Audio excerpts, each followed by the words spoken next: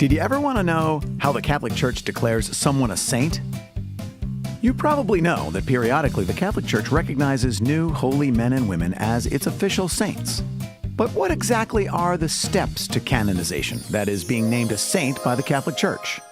The process has actually changed throughout history. In the first centuries, it was by acclamation of the community that sainthood was pronounced, sort of a spiritual popularity contest. But because the stories of some of the early saints' lives were later found to be exaggerated or even purely legend, this method eventually gave way to a more structured process. So, in the Middle Ages, a new path to sainthood was prescribed, a set of rules we pretty much still use today. Here's what happens. First of all, and probably most obvious, a person has to have died in order to be considered an official saint in the Church, because we believe the saints are in heaven with God. So at some point after their death, some fan of the potential saint, like someone who knew them or a member of their religious community, asks their local bishop to begin the cause for canonization. Once the bishop agrees, the potential saint receives the title Servant of God. And a formal review is undertaken at the local level, guided by historians and theologians. Then the bishop may decide to send the cause to Rome. The Congregation for the Causes of Saints, an entire department at the Vatican devoted to this sainthood process, then determines if the person in question demonstrated heroic sanctity in their lifetime worthy of imitation. That is, did they live a life marked by virtuous actions, doing good works out of love of God and neighbor? If so, with the Pope's decree, they are declared venerable. Next, the search begins for proof that a miracle occurred through the person's intercession since they have died. Note that this is not a miracle that happened while they were alive, like cases where saints have reportedly levitated or experienced the wounds of Christ. In the eyes of the Church, a miracle attributed to someone after their death is evidence that the person is indeed in heaven with God, interceding for us here on earth.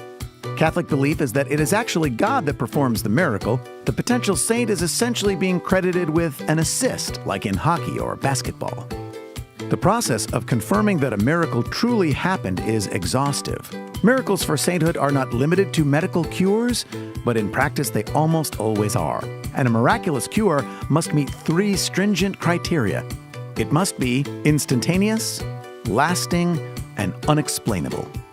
Instantaneous, meaning that a person goes from very sick or terminally ill to healthy in a very short period of time, usually days. Lasting, meaning it was not a fluke or a brief remission, the cure needs to last for at least a year or more. And unexplainable, meaning that the person's return to health may not be even possibly attributed to any other course of treatment. To verify these criteria, doctors and scientific experts scrutinize medical records and weigh in on the credibility of these claims. Even non-religious skeptics are invited to try to disprove the miracle.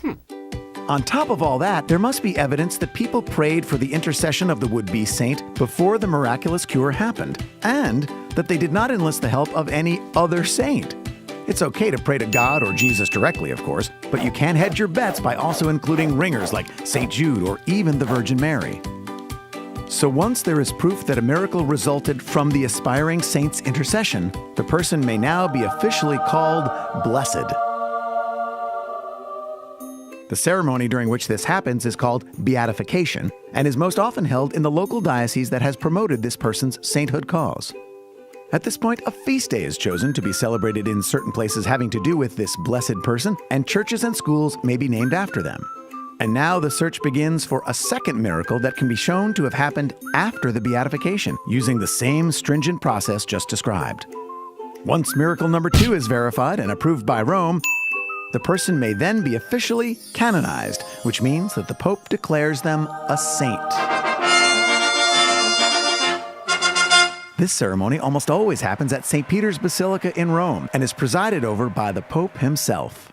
Once canonized, a saint is recognized by the Universal Church, and their feast day may be celebrated all around the world. Now that's the official process. Of course, there are always exceptions. For instance, a martyr, someone who has died voluntarily as a witness to the faith, requires only 1 miracle for canonization, not 2. The Pope can also decide to dispense with the second miracle even for a non-martyr, as Pope Francis did with Pope John XXIII. And then there's equivalent canonization, in which someone who is unofficially considered a saint in certain cultures or countries can be officially declared one through papal decree rather than through the full canonization process. It's important to note that the Catholic Church does not believe that through any of these processes a holy person becomes a saint. We are merely recognizing their sainthood. It's our earthly way of officially affirming that they are indeed in heaven with God, hearing and assisting with our prayers. And now you know how the Catholic Church officially goes about declaring someone a saint.